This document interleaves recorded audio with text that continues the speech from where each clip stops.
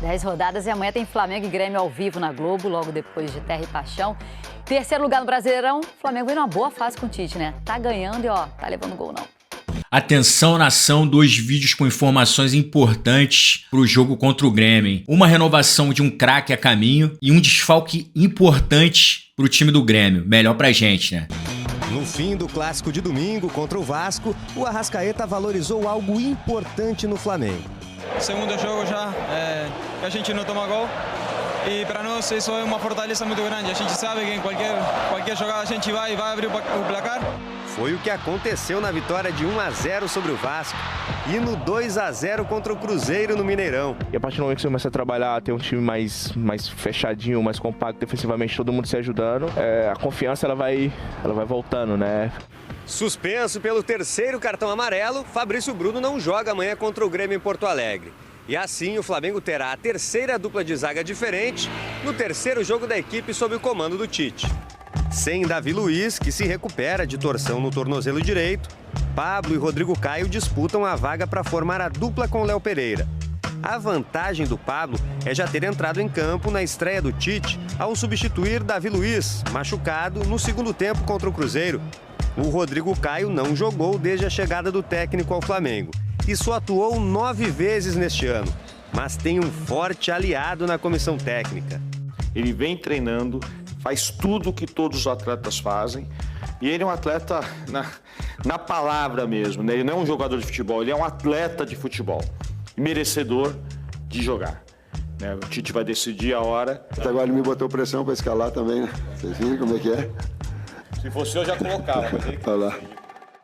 Falando do Flamengo, são 2 jogos já com o Tite e uma expectativa do que ele consegue fazer ainda esse ano para projetar o ano que vem. Vamos rodar o momento do Flamengo, que tem a 2ª melhor campanha do retorno, é o melhor visitante do Campeonato Brasileiro, talvez se tivesse um gramado melhor, pudesse ser melhor mandante também, já cornetando aqui o estado do Maracanã. E está a 9 pontos atrás do líder sem confronto direto.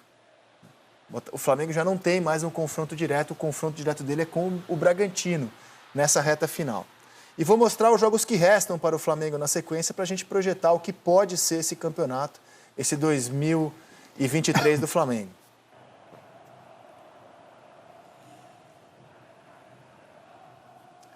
O Flamengo vai jogar contra o Grêmio na sequência. Vai depois enfrentar o Bragantino. Depois não, porque é um jogo que está adiado, né? A tabela apontava Bragantino, mas esse jogo será na data FIFA. Depois... Desculpe, Rizek, a data FIFA seria aonde exatamente depois? Qual rodada? Rapaz, preciso ver aqui certinho. É 14 de novembro. Deixa eu ver Vai ser no aqui, feriado de 15 de novembro a data FIFA. É no feriado. Tá. Aí é Flamengo e Santos, Fortaleza e Flamengo, Flamengo e Palmeiras, Fla-Flu, América e Flamengo, Flamengo e Galo, Flamengo e Cuiabá e na última rodada, São Paulo e Flamengo. Tendo a opinar que é um caminho mais suave que o do Botafogo, na teoria. O Flamengo e Bragantino iria para antes do jogo do América Mineiro, do Flamengo. Depois do Clássico.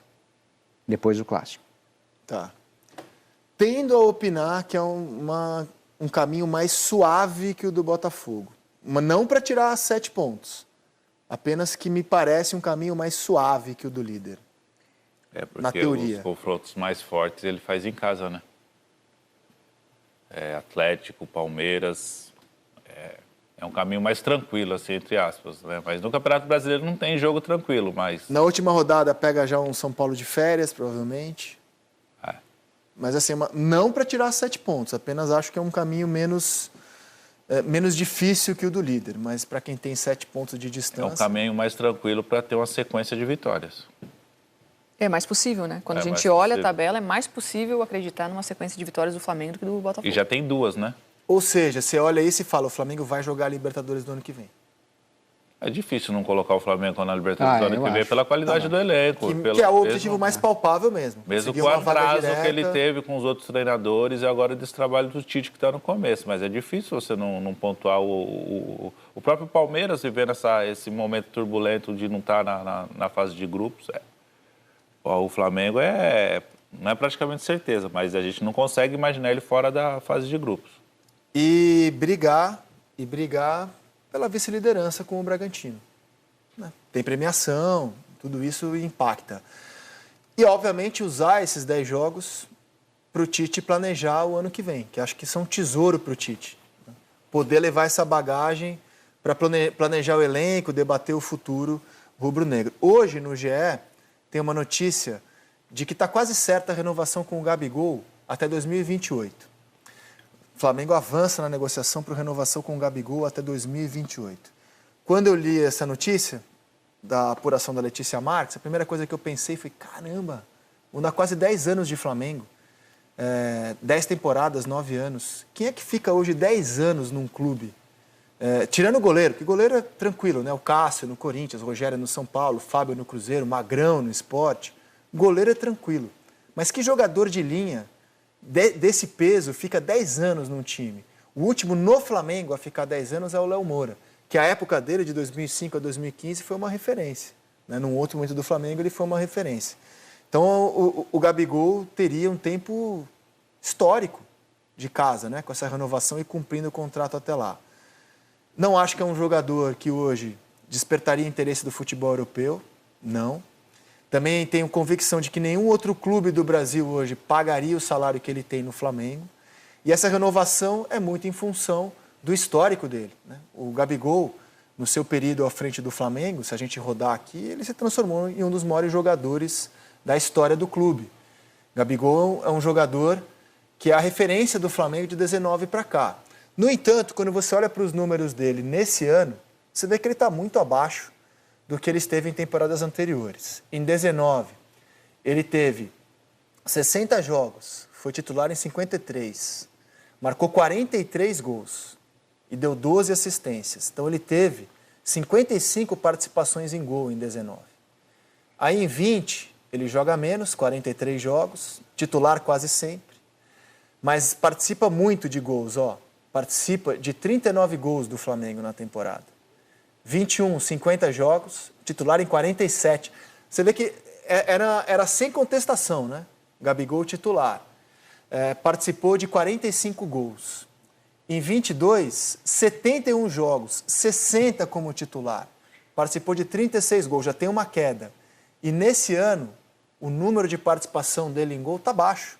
Ele tem 53 jogos, 45 como titular, participando de 24 gols apenas. Digo apenas porque quando você compara com o resto, ele está muito abaixo nessa temporada. Se o Flamengo fosse uma empresa e você fosse o dono da empresa, você tem que chamar o gerente. Senta aqui e me explica por que você está fazendo esse contrato até 2028. Se esse jogador, que é muito caro, e foi muito valioso para a empresa, no caso para o Flamengo, não está rendendo, e por que você vai aumentar o risco, né, por tantos anos assim? Eu acho quase inexplicável. Quer dizer, poderia ter uma seguinte resposta: não, é porque tem proposta e se a gente não renovar por esse prazo, que foi na verdade o que aconteceu com o Bruno Henrique, né? O Bruno Henrique foi... o contrato longo foi uma pressão do mercado do Palmeiras. Você tem noção que essa fala é polêmica, né? O que eu vou fazer? É o que eu penso. Eu não posso ser falso. Gostamos de polêmica, apenas tem 27 que anos. Essa é uma frase que... Gabriel tem 27. Oi, Gabigol?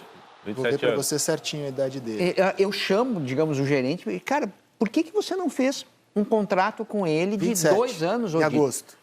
3 anos. 4, né? 4 ou 5? 4 anos, está renovando até... Iria até 25. Até 28. Não, iria até o contrato dele 28. Vigente agora até 24. Isso. Final do ano que vem. Eles estão antecipando isso. Então eles estão acrescentando mais 4 anos. Sério, eu não consigo ver, consigo ver o sentido financeiro disso, né? Não é lógico. Eles estão apostando na idade dele, porque a gente vê os números. O primeiro ano do Gabriel é muito bom. Normalmente um jogador, quando chega num clube como o Flamengo, não tem um primeiro ano daquele jeito. Eu diria que esse é o único ano que você olha e fala que ele está abaixo. Os outros anos ele tem números espetaculares. Então, e é normal nesse tempo. O Dudu tem 7 anos de Palmeiras? Não ininterruptos, né? Porque ele saiu, foi para o Catar e voltou. Mas é a idade. Se o Gabriel tivesse 29 anos, 30 anos, o Flamengo não faria isso. mas ele vai chegar no final de 28 com 31 anos. Mas é que não é só a questão da idade, o rendimento mais dele 5 caiu. anos, 27, o contrato dele acaba anos. nesse ano, em dezembro. Se o Flamengo não renova, o Gabigol fica livre. Agora, 23 ou 24? Não, 24. Ah, desculpa, 24. Perdão, 24. Se o Flamengo não renova, junho do ano que vem com algum outro clube, né? E deixar o Flamengo só no fim do ano que vem. Quando o Serginho fala do pensamento de empresa, um dos fatores também que você deve levar em conta na empresa que é o futebol é do engajamento, da venda de camisa, da idolatria, né? Gabigol é a grande referência desse time do Flamengo, certo? Ele é o grande ídolo desse elenco. Você pode até avaliar que quer jogar mais, se ele ou o Arrascaeta, mas ele é a referência. Quando você pensa em Flamengo hoje, você associa diretamente ao Gabigol. Essa é uma das lógicas. E a outra lógica, a lógica esportiva, esse é um ano abaixo. O Flamengo, para renovar com ele, acredita que ele vai voltar ao patamar de antes. É um ano abaixo do Flamengo no todo. E dele muito, né? Dele também. Dele muito. O Flamengo certamente acredita que ele vai voltar ao patamar de antes. E ele tem um cara lá, que é o Tite, para fazer isso, né? Rizek, eu acho que não é uma decisão simples. Não é uma decisão fácil de mensurar o tempo de contrato, o quanto que o Gabigol pode entregar ainda, porque ele é um cara que ele é muito identificado com o Flamengo. Em campo, ele geralmente corresponde. Acho que esse ano ele foi prejudicado por todos os comandos técnicos que o Flamengo teve, que não o priorizaram. E ele também, acho que mentalmente não estava muito engajado. Você olha para ele, ele está meio cheinho, né? Meio fofinho esse ano, né? Ele fala que está gostoso. Eu diria que ele está meio fofinho esse ano para a posição que ele joga. Ele tem uma característica que eu acho que é importantíssima. Você gostou, Grafa, do fofinho? Não, que ele falou que está gostoso, né? Eu acho que ele está fofinho. Fofinho, gostoso. Para a posição que ele joga, ele tá meio fofinho. Não, e é verdade. Agora, ele tem uma característica que eu acho que é importante num contrato, que a gestão deve avaliar num contrato a longo prazo, que é a competitividade. E o Gabigol, ele é competitivo em campo, ele tem essa característica na personalidade. Por outro lado, eu não sei se às vezes manter um jogador que, em certos momentos, ele se coloca até maior do que algumas convicções do comando técnico, se isso, ao longo do tempo, não é nocivo para o time, para o clube como um todo, para o ambiente também. Então, não é uma decisão simples e fácil, porque ele tem muito a entregar, e eu acho que é um jogador inteligentíssimo em campo, ele sabe aonde se posicionar, para onde correr. Eu sei que não é fácil. Serginho, você renovaria ou não renovaria com o Gabigol?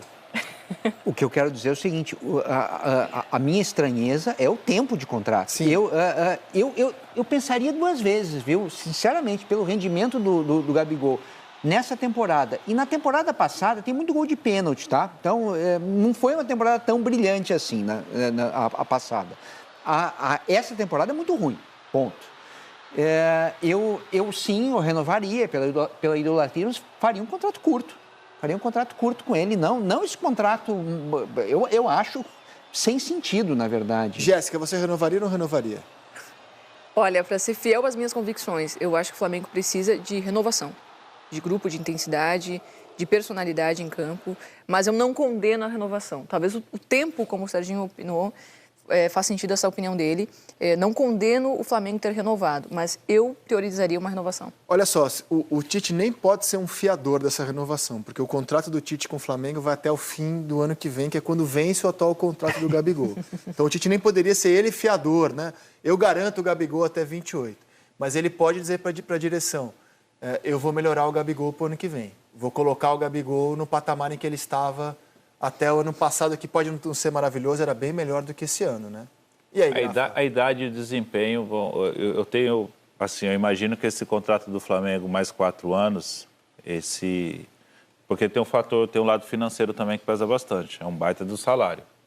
A gente perdeu o Gabriel o ano que vem, o Gabriel pode assinar com qualquer clube do futebol brasileiro. Hoje a gente tem 2 clubes no Brasil que pagam o salário do Gabriel, se ele sair livre do Flamengo. Se ele vai conseguir jogar, se vai ter aceitação da torcida. 2, quem é o segundo? Se vai vender camisa, Palmeiras e Atlético Mineiro. O Atlético Mineiro não paga mais. O Atlético Mineiro está quebradaço. Não, uma dívida muito absurda. Mas, Serginho, a grande diferença é você buscar um jogador, você pagar, você comprar esse jogador e você diluir o salário dele em 4 anos. Mas se você é o Galo, você tem o Hulk e o Paulinho, você vai... Não, mas eu sei, tem um contexto do Galo, de ter o Hulk e o Paulinho, do Palmeiras, está precisando de um atacante. Eu estou dando esse exemplo. Tem 2 clubes que pagam, vão tirar o salário de lado. Tem 2 clubes de futebol brasileiro que bancariam o salário dele, se ele saísse livre do Flamengo.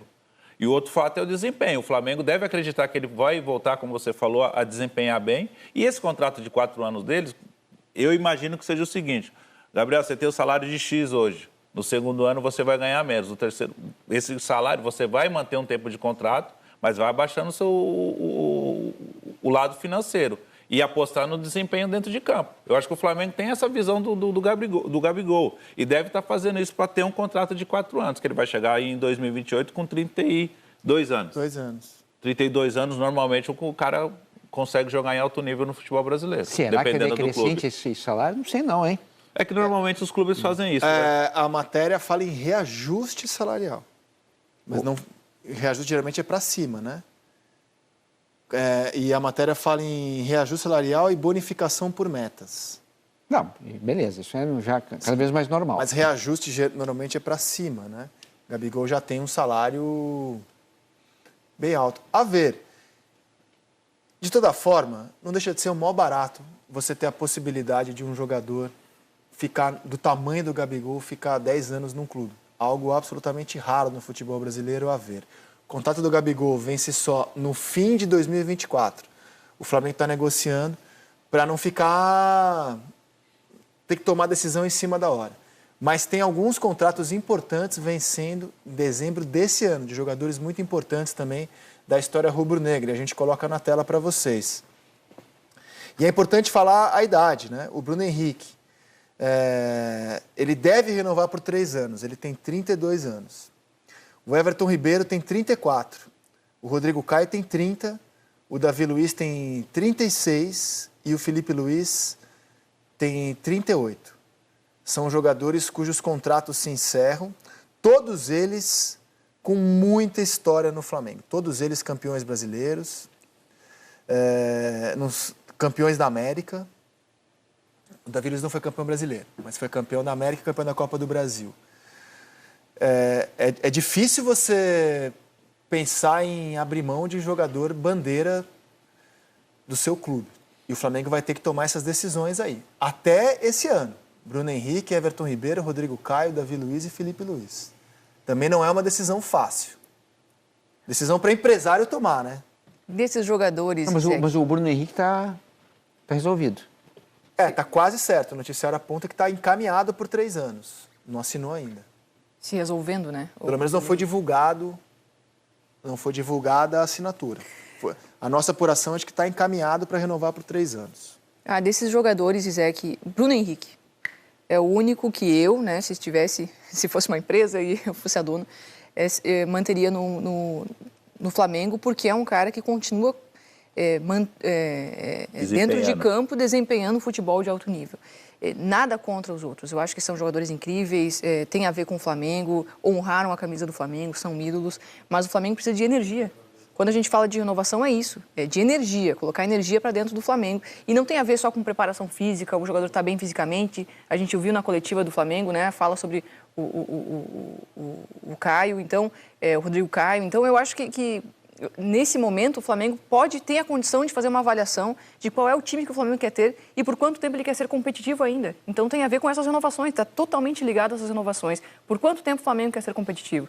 Agora, tem uma questão, Jéssica, que deve pesar muito, né? Aí tá bom.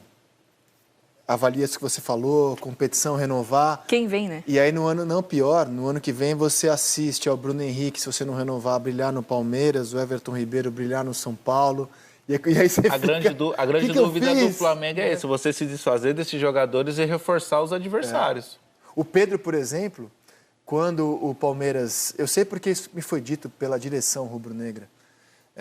O Pedro estava naquela fase horrível, não saía do banco, várias notícias que eram tudo verdade. Mãe do Pedro está triste, Pedro está chateado, Pedro emburrado, era tudo verdade aquilo que saía na imprensa. Pedro está triste, era um problema o Pedro na reserva. E aí o Palmeiras vem e fala, eu pago 20 milhões de euros, 21 para ser mais preciso, milhões de euros no Pedro. O Flamengo não quis nem conversar, por essa razão, ele não queria reforçar um rival. Se fosse um clube da Europa, um clube da Arábia, ele teria vendido por aquele valor. Mas o Palmeiras, mas eu acho ele jamais, mudou ele o quadro, nem pensou tá? em conversar. Mudou o quadro, né? Se a gente pegar o quadro dos últimos 2 anos, era o que o Grafite acabou de falar, né? Palmeiras, Flamengo, Atlético, os 3 ali, etc. Não só com os maiores investimentos, como levando os títulos todos, né? Esse ano, nananina não. Sem títulos, títulos relevantes para essa turma, e o domínio não é o mesmo. Então, eu acho que a gente está numa outra situação. Esses times já não são tão vencedores nesse ciclo mais curto. Então, assim, a renovação eu acho que é mais premente. Eu acho que você tem que mexer mais, né? O Flamengo vai ter que cortar na carne, né? É complicado você dispensar jogadores que foram tão importantes no ciclo anterior, mas não estão sendo agora. O Gabriel é banco, né? Não vamos esquecer disso. E vocês imaginam ver o Everton Ribeiro jogando mal? Não vai. Se ele for para qualquer time, ele vai ainda jogar bem. O Felipe Luiz, são craques que a gente está falando. Agora, tem que pensar no futuro do Flamengo. Não, e se o Tite fala, no meu time Gabigol é banco, você tem que pensar 2 vezes também, dar um contrato de 4 anos pro Gabigol. Tem um monte de questões aí na mesa do Flamengo, e a mais imediata é o jogo de amanhã contra o Grêmio. Na temporada, não foi problema nenhum para o Flamengo enfrentar o Grêmio, né? Até quando ele jogou mal, ele venceu por um placar elástico o adversário. Foi no Brasileiro. Foi 3-0 o Flamengo, mas as pessoas falaram mais da atuação do Suárez do que da vitória do Flamengo aquele dia, no dia 11 de junho. Na Copa do Brasil, foi um passeio. O Flamengo foi a Porto Alegre, dominou completamente o Grêmio. Os melhores jogos do Flamengo na temporada. Sim. E na volta administrou, ganhou de 1-0. Então até aqui o Flamengo venceu os 3 jogos contra o Grêmio sem nenhuma dificuldade, marcando 6 gols, sem sofrer nenhum. E vai encarar um Grêmio que está num momento estranho amanhã, hein? Como vocês classificam o momento do Grêmio? Muito ruim, pior do ano. E esse jogo em que o Flamengo passeou na arena, o Grêmio jogou com 3 zagueiros, que ainda é um dos esquemas, às vezes, escolhidos pelo Renato. E o Flamengo usou e abusou do posicionamento do Kahneman, brincava com essa defesa do Grêmio, fazendo o Kahneman sair da posição, ocupando o espaço que tinha entre ele e o Reinaldo. E quando a gente olha esse jogo, que aconteceu no primeiro turno, para agora, o Grêmio não evoluiu. Praticamente o Grêmio não evoluiu taticamente. Então, me parece muito que o Grêmio continua com essa dificuldade do meio-campo que está mais desencaixado ainda, com menos intensidade e com muita pressão também que tem lá em Porto Alegre. Então, eu acho que é um jogo complicado para o Grêmio e tem todo esse fator, que o Grêmio está há quantos jogos perdendo para o Flamengo sem conseguir ser competitivo. Eu mostrei esse ano, mas podia ser 19, 20, não é de 21, agora. Né? Se tem um time que o Flamengo tem vencido quando quer, do jeito que quer, é o Grêmio. Como é que você enxerga? E sem Suárez, né? O Suárez levou um 3º cartão amarelo no jogo de sábado. Estava bem destemperado o Suárez, né? Reclamou pra caramba o jogo inteiro. E foi acabar levando um cartão num lance bobo. Uma falta boba. Aí é o destempero, mas assim, não é novidade, né? O Suárez, ele se impõe, ele monta em cima do juiz, tem feito isso, né? A arbitragem não consegue conter o Suárez, eu acho que tem medo também, né? Tem isso, né? E no final ele toma um cartão. Mas é um problema muito sério para o Grêmio, né? O Grêmio já tinha outros problemas. Vai perder a referência, vai perder o jogador que pode... esse é o lance do amarelo. Cá para nós, eu nem sei se foi falta isso, tá? Eu acho que esse amarelo foi, digamos, exagerado. Não, agora, o juiz estava tão louco com o Suárez no jogo que deu o cartão quando não precisava. Exatamente, podia ter dado antes, né? Então, assim, não dá para reclamar muito porque ele podia ter recebido o cartão antes. O Atlético Paranaense ele já estava bem alterado com a arbitragem no jogo contra o Atlético Paranaense, reclamando bastante, chegou uma hora a peitar o juiz. O Suárez tem essa característica, né? Ele é um jogador que se entrega bastante, quando as coisas não dão certo ele sente bastante, quando a bola não chega. Ele é um jogador que abre muito o braço para o companheiro, quando o companheiro não entende. Eu até entendo, porque ele é um cara que pensa, antes da bola chegar, ele já pensa. E às vezes o companheiro dele não consegue pensar no mesmo ritmo que ele. Mas ele já estava bem destemperado já contra o Atlético Paranaense, e contra o São Paulo tomou esse 3º amarelo. Eu acho que não tem momento melhor para o Flamengo enfrentar o Grêmio em Porto Alegre para o Flamengo. E para o Grêmio não tem um momento pior de enfrentar o Flamengo pelo histórico que vem tendo contra o Flamengo em Porto Alegre ainda sem o Soares. É um jogo bem complicado para o Grêmio. O Renato está num tentativa e erro, né? E basicamente é erro, né? Que ele está mudando. Aquele sistema dele de controle de bola no meio-campo, de aproximação, já não está funcionando mais. Enquanto o Atlético faltou força defensiva. Ele não tinha volante defensivo, ele não tinha meio-campo defensivo. O Atlético Paranaense, o Zapelli deitou no jogo. Tinha espaço, fez o que quis. O Grêmio estava sem o Vila Sante. Isso, ele estava aí. E ele fala na entrevista pós-jogo, eu não tinha jogadores para fortalecer o meu meio-campo para marcar. E o Atlético congestionou o meio-campo e controlou o jogo. Contra o São Paulo eu não acompanhei como é que foi o desempenho do Grêmio, mas ultimamente os desfalques têm feito com que o Renato sofresse muito. O elenco está muito claro que ficou um elenco muito curto, né? Então, assim, ele tem os jogadores que sabem o que fazer com a bola, mas não tem velocidade, não tem intensidade de marcação também. E tem os moleques que têm intensidade, mas não tem cancha ainda para jogar. Então, é um dilema. Vou chamar o primeiro intervalo aqui do Seleção e